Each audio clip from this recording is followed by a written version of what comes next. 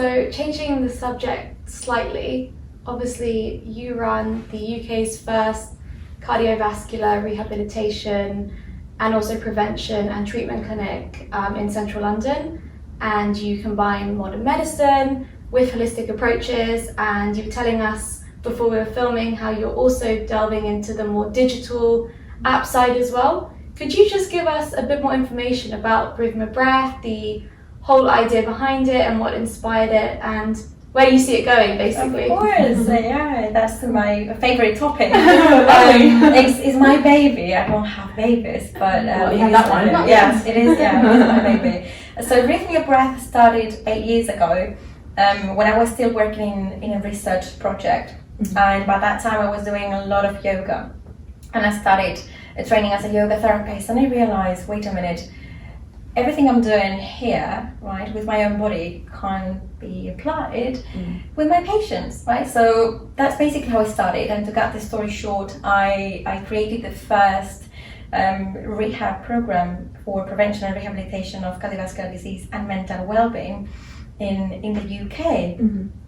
And so, yeah, we've been running for the last 8 years, and only in the last 12 months, we decided to go digital, and we are building also the first digital therapeutic platform where patients can design their own wellness program according to two things. First is the body, which is cardio, yoga, and physical exercise, and is the mind. We're going to incorporate meditation, mindfulness, and coaching.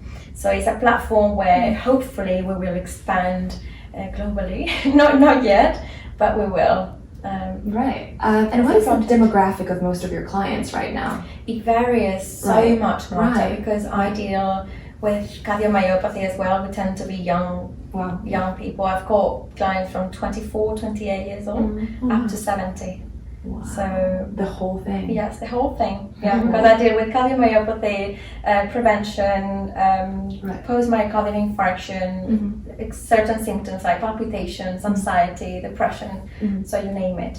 Do you find any difference in generations in terms of how they process these issues? Yes, how the acceptance that the program has had in younger generation differs a lot to the acceptance that has had generations, for example, above 65 or about 60, right? Wow. There's still this resistance to someone after a myocardial infarction. If you say to a gentleman that is a type A personality, he's been an executive for 25, 30 years, and that you actually have to, teach him how to observe his thoughts and slow down and calm down his mind, and teaching him how to meditate. There's a little bit of resistance still, but it's also the way you communicate to that person what you're trying to do, right?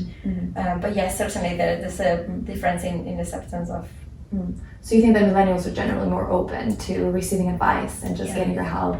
So taking it back to a more general perspective, we shared a very worrying statistic on Brainthunder earlier this week about how the millennial generation expects to see a 40% uptick in mortality due to declining physical and mental health if they don't take care of those things right now. So how would you advise someone to do that? Because we talk a lot about self-care and self-love, but what does that actually mean?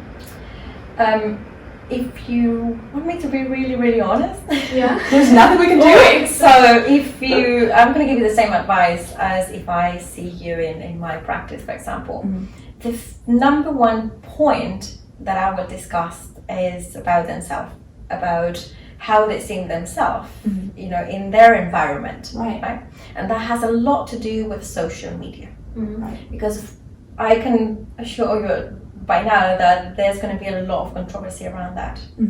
So I will do a bit of coaching first, see what's going on. Number one point is, it's not to isolate yourself from all social media, right? But trying to at least just take a step back, right? And observe as an observer, basically. So see things as an observer. What is going on? Trying to understand your mind. Trying to understand, why am I doing this? Why am I, following this account, following that?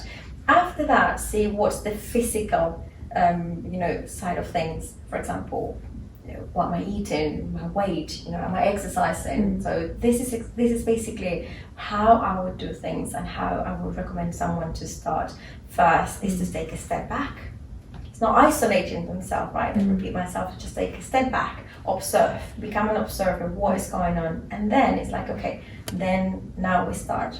Right, so would you recommend an indefinite social media break? Yeah. You would? Or to just have a more healthy relationship with it, no? Yeah. Like if you have introspection and you're aware of those boundaries that you need to set with social media, isn't that also healthy? Because if you completely remove yourself from the platform, which is actually the both sides of the spectrum which we have with our generation, either you're completely on social media, totally engaged, or you could deactivate. Could be deactivated. I do that. And we're on both sides. And isn't there like a just middle that we should be fitting in instead? Or what if you find someone that does not have, unfortunately, the willpower to draw the line and say this is healthy, this is not healthy? What if you just have someone that has crossed the line, it's borderline going into depression, and the only reason for them to really escape is just Cut it off, Yeah. basically. Yeah. I guess when you're fragile, you don't really have the... So I've seen both sides of the coins. As you said, it's really healthy to say just learn how to have a healthy relationship with social media and how you relate to other people. But sometimes, and I do have a personal case of one of my good friends as well, there was a time where there was no line, right? And the only way for him to be, save his mental health is cut things off, take a step back, and then realize things. Right, so it has to be more drastic based on at what That's my point approach. you are. Exactly, depending the approach where you are. Yes. And do you find your patients following your advice and doing it and going cold turkey? How do you monitor? I know. Show me your screen time. No, I can't monitor it. That's actually really interesting. You don't want to see mine, it's terrible. Only 6 months ago, I was petrified when my iPhone said, X amount of hours on the screen per day. I'm like, what? Really? Really? I listen to podcasts and that's the moment when I realized it's like, this has to stop. Because these 4 hours, I could be doing something for my business. I could be just with my partner. I could just be, I don't know. Right. Yeah. Anything I'm in a else, facial. really. And you multiply it by the days of the week and the days of the year, and it's kind of scary. Yeah, exactly. But I don't know, mine now pops up every Monday. Do Yeah. yours do that? I didn't ask You my don't. phone to do that. Yeah, that's weekly fine. But reports. every Monday I think at I'm like 9:30 soliciting. it comes That's up. fine. Yeah, and I'm like, oh, okay. It says like the average for the week before. Well, it doesn't do that for me. You don't want to know. Maybe you did it because you don't want to know the truth. Yeah.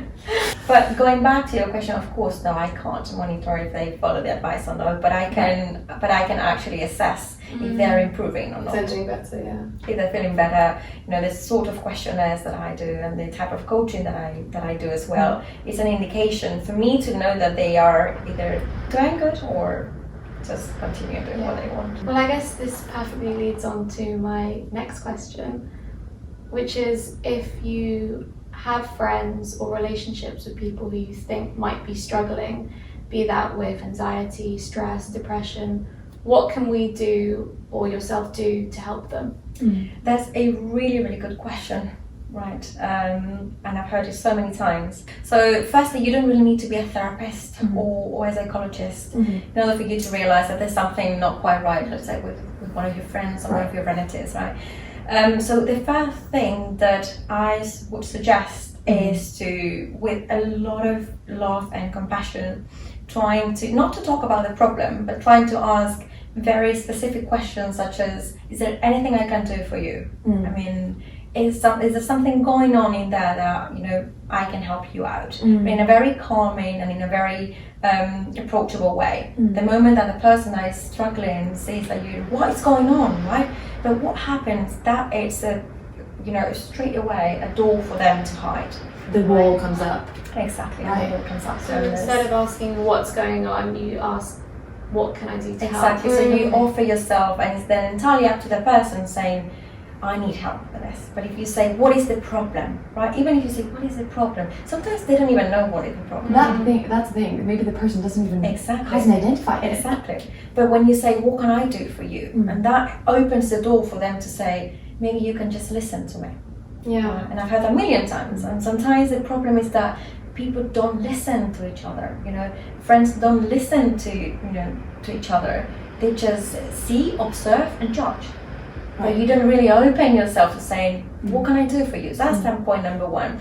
If obviously you see that the problem or the issue continues, then if it's possible to reach out, their relatives or people around them, also very carefully and with a lot of love, trying to explain what happens.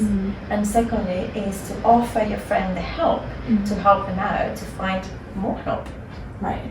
such as a psychotherapist, a psychologist, someone that specializes in looking into what's going on. Because friends can help until a certain point, and we need to be aware of that, right? Friends, there's the saying around that friends are the best psychologists. Yes, but sometimes, depending what condition we're dealing with, friends can support us along the way, but they can't not really help us out. If we're dealing with day-to-day problems, I guess it definitely helps to kind of bounce ideas off someone and see whether what you're feeling is normal and not be in your own head as much. I find it just helps me to like vocalize, and even when I talk to you and tell you this is what I'm going through. We did this yesterday. We had this long session yesterday. I was talking for like 4 hours, and I was telling Mona that I speak to 6 or 7 people like weekly, just bouncing ideas off of them to make sure that I'm not losing my mind. And it's so helpful because people put things into perspective, and it's helpful for them to identify what you're feeling and justify and say, I understand why you're feeling that way. I would feel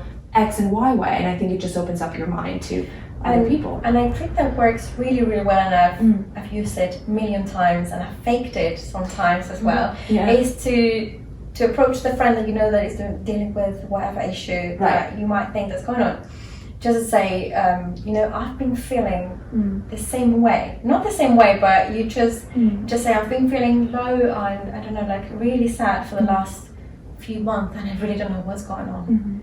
Then that's when they relate to it. They relate to you and they say, me too. And I haven't really said anything. Exactly. But if we are this type of friend that is all constantly happy and in a cloud, there's nothing wrong, you don't want to feel that you are the person that is something wrong. Oh my god, that is me. Someone told me this the other day. We talked about this yesterday. We talked about it yesterday. My friend told me this the exact thing that you said. Yeah, because I try to be that person for other people. And it's really but when you have a friend that's dealing with a problem, you don't really you just feel like they won't get it because they're always happy, they're not dealing with these issues. You don't have my problems, you're always happy. So I don't want to spoil your happiness, and secondly, you're so happy that you're not going to understand my sadness. That is wrong.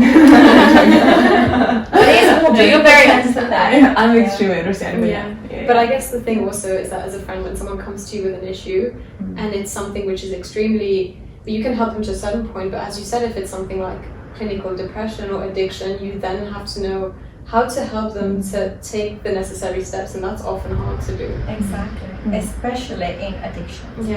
And I strongly advise, whoever's dealing with with their situation, like you do have a friend that you see that's happening, as soon as you can, just shout out for help. Sherezade, thank you so much for joining us on this episode of Brainthunder. It's been really nice to have you, and we've learned a lot today. And we will put a link to Rhythmia Breath's website in our description box if you'd like to find out more.